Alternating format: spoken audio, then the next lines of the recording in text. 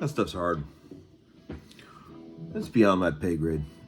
You know who's really great at that shit is Eric Johnson. All those harmonics. I can do it pretty good, but he's really great at it. Eric Johnson's good at a lot of shit, I've noticed, on guitar. Hi, friends.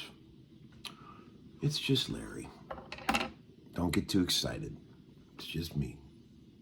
Checking in episode 337 of the Homeskoolin program, as they say in the South. Program. Oh, I love the program. That's what they say in the studio. Man, guys, this track is killer. I love the program. See, we didn't say that shit in Cleveland. It was program.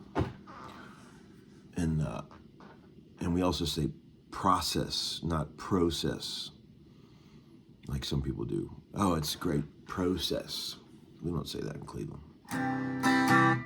We also say milk, M-E-L-K, not milk, it's milk. Yeah, friends, you know, I got a funny story from yesterday. You're gonna get a kick out of this. Well, it was from 2 days ago, actually. It was from Sunday. Good week of betting, by the way. Uncle Larry's off to a hot start this year, and couldn't happen to a nicer guy, I say. So my dear boy Marshall, who we all love, 11, about to be 12. He's a responsible young lad. All he wants in life is a go-kart. I always wanted a go-kart when I was a kid, but of course I never got one because nobody gave a shit. But for months and months, we live in this neighborhood now, and there's these kids riding go-karts all around, and every time he hears one, he just goes, oh. Like with this, yearning sort of, desire to get one. And Sunday, I decided, he was showing me on the iPad, he goes, look, man, they got them at Tractor Supply. And I started thinking, you know what? It's a beautiful day. As long as he promises to share it with his brother, I'll get him a fucking go-kart, right? And they're like $1,700 or something like that at Tractor Supply. They're made by Coleman, the same people that used to make the coolers when we were kids, right? And so we call. I wanted one that was already assembled because I don't like putting shit together. And we call around and we find that there's two in this store that's about 20 minutes from here that are already assembled, and they're actually discounted, like severely discounted. And I was like, wow, that's great. So we go there, and I'm like, instead of being $17.99, one of them is $9.99, brand new. And there's two of them sitting there, and Marshall's fucking head over heels in love with them, right? So I said, all right, I'll take this one. I buy it, put it in the back of the pickup, take it down the street to the gas station, fill up the gas can, and I also just use the pump to put the nozzle right into the go-kart, and fuel it up while we're sitting there at the gas station. And then I start noticing gas, leaking out of the tank, all into the back of my pickup. And thank God we hadn't come all the way home yet. I was still real close to the store I bought it from, so I immediately drove it back there. And I went and found a guy, not the same guy I just bought it from, different guy. And I go, man, I just bought this go-kart, and it's leaking gas. And the guy goes, when did you buy it? And I go, just a minute ago. And he goes, oh, they didn't tell you? And I'm like, nah, man, nobody told me anything. Oh, yeah, that's why somebody brought it back, because it leaks gas. I'm like, okay, great. Well, there's another one out there. Can I swap it for that? And the guy goes, yeah, but look at that one. The front tires are all splayed out because someone bought it and some 300-pound dude got on there and ruined it and then brought it back and got a full refund. Violation of bro code, by the way. We'll get to that in a minute. He goes, yeah, man, so you got 2 broken ones here for sale, discounted. I said, I don't want either one of those. Can we just order a new one? He goes, yeah, it's going to take a couple days. So I ordered a new one. Marshall was so bummed that we couldn't get it that day. He was like, it's cool, Dad. It's all right. I don't want a broken one. I'll wait for a good one. So I thought it was going to be a couple days. And then the next day, Monday morning, I look out in my driveway and there's a fully assembled Coleman go-kart sitting there. Somebody dropped it off. I was like, well, fuck, that's pretty good. So when I didn't tell him because he was already at school. And when I picked him up, drove him home, and he got up, and we pulled up in the driveway, and he saw it. I'd never seen him so happy. He was crying with joy. And so we was riding that all night last night.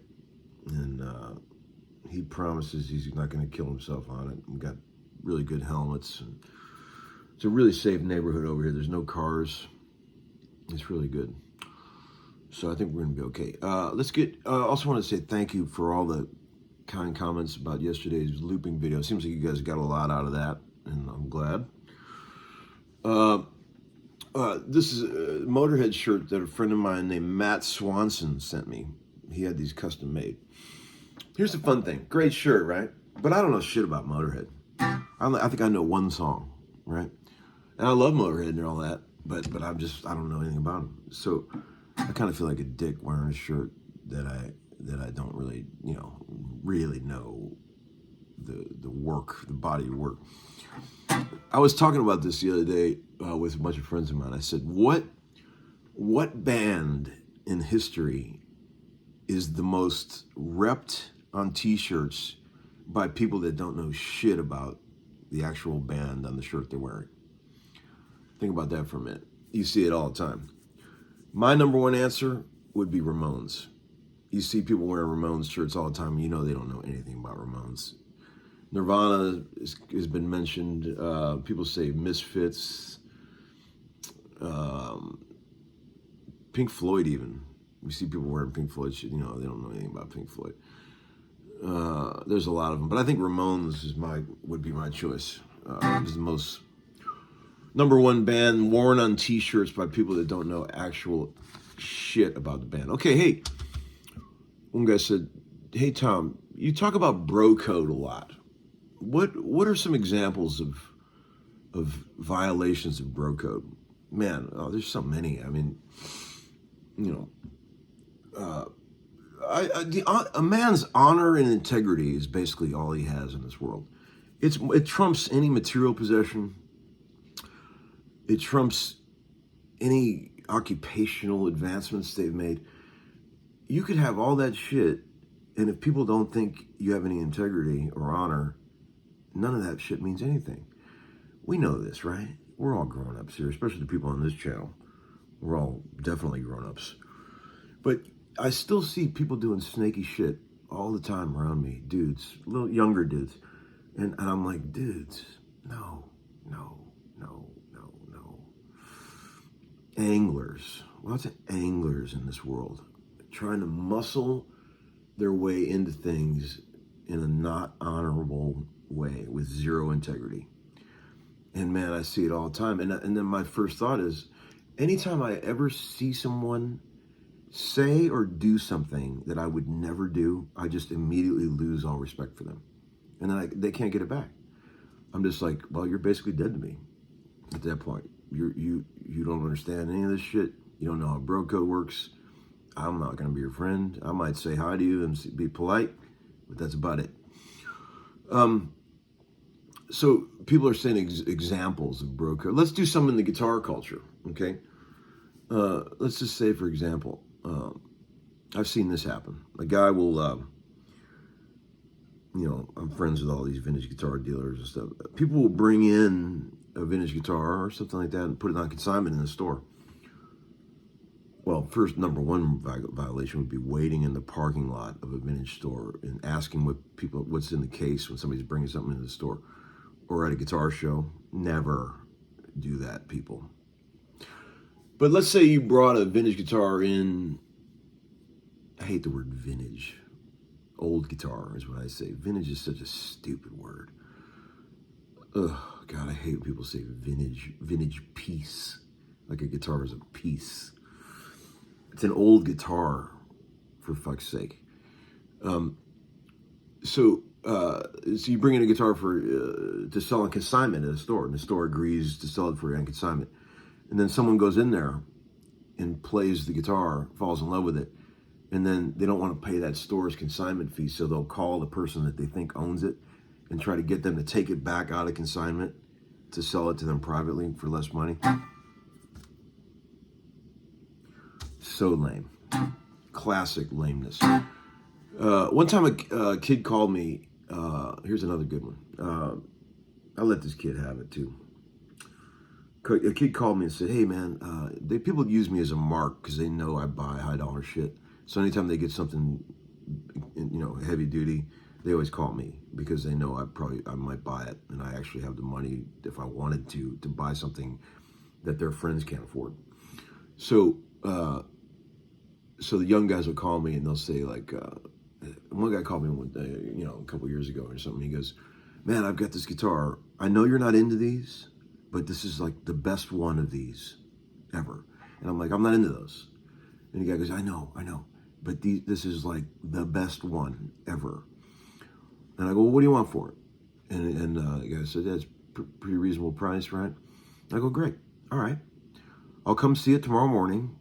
Put it on hold for me. I'll come see it tomorrow morning. And he goes, really? Okay, yeah. So I didn't agree to buy it, but I agreed to put it on hold for 24 hours, right? Later that night, dude calls me and goes, hey man, I sold that guitar. And I was just like, you little fucker.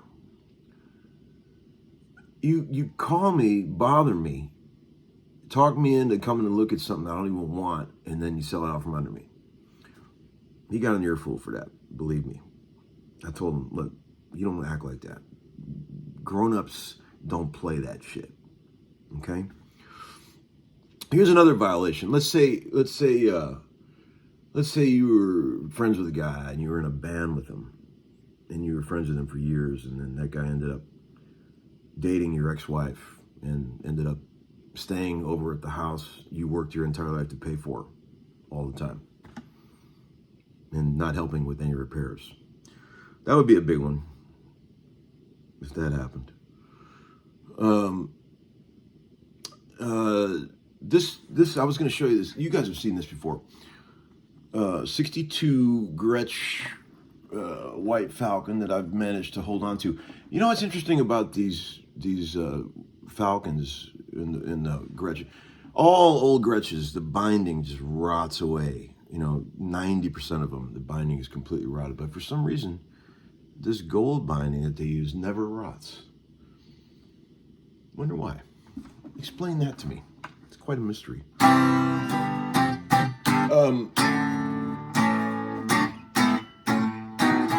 There was a couple other things. I've had some interesting questions lately. A lot of good stuff in the VCB. I forget who said it, but I like that one quote that somebody pulled a Christopher Walken quote out of a movie and said, every once in a while, you just got to show the jackals who you are. What movie is that from? Pretty funny. I want to see that movie, whatever that is, because that is true. One guy said, Larry, what are your biggest flaws as a human being? And, oh man, I've got plenty. We all do, but I've got plenty. Overall, I'm pretty happy with the way I conduct myself in this world. I think I'm a really good friend. I think I have a lot of integrity. You know, I'm saying, patting myself on the back. I work really hard to make sure that I'm brutally honest with people. I'm not wishy-washy. If I tell you I'm going to do something, I do it. And I don't go behind people's back and do shit like that. I would say my biggest flaw as a human being, I'm extremely generous. I give people shit all the time. I love giving lavish gifts to people, but I'm not selfish at all. But I am selfish about one thing, and that is my time. It's not always outward Larry. Sometimes inward Larry needs time to himself, and I protect that time viciously. That's why some people say I don't call him back, I don't text back. I'm known for being a bit elusive in that regard. And I hope that all people involved understand that this is in no way an attempt to be, mean or neglectful of my friends, but it's just that it's I need to protect my little peaceful inner time, or I will lose my mind. I'm already pushed to the edge with all this technology and all this shit that we have to deal with that we never had to deal with in the old days. And it's all I can do, basically, to respond to enough texts to get through the day and emails, And look, hey, it's good to be needed, right? I'm glad to be in a position where people actually want me to do things, right? That's great. I'm not trying to be ungrateful, but I sometimes have a hard time just keeping up with it, and I will shut down. And sometimes people do get a little pissed at me for not returning this call or whatever. And look, people, if I've ever done that to you, any of my friends out there, I'm just trying to protect my little soul. Okay. I work too much. I'm half the time solo dad. I got a lot of shit going on, and it's just an effort to just try to keep my sanity. That's really all it is. And I suggest that you do the same, because if you try to be everything to everybody, you will be miserable, and that is a fucking fact. Chris McHugh, my dear friend, said that to me one time. I was off the rails talking about, man, I feel like I'm always letting everybody down. I can't call people back fast enough. I can't get back to you. He goes, dude, have you ever considered the fact that maybe you can't be everything to everyone? And I was just like, that's kind of where it's at, people, right there. So it's a beautiful day out there, fall. I'm going to go do some fun fall shit. I got the day off. I'm going to go take the old convertible out into the country and have a ball. I found this little town. It's not too far away. It's got all these antique stores and shit. That's what I'm going to be doing today. All right, friends. Have a great day. Great talking with you. Class dismissed.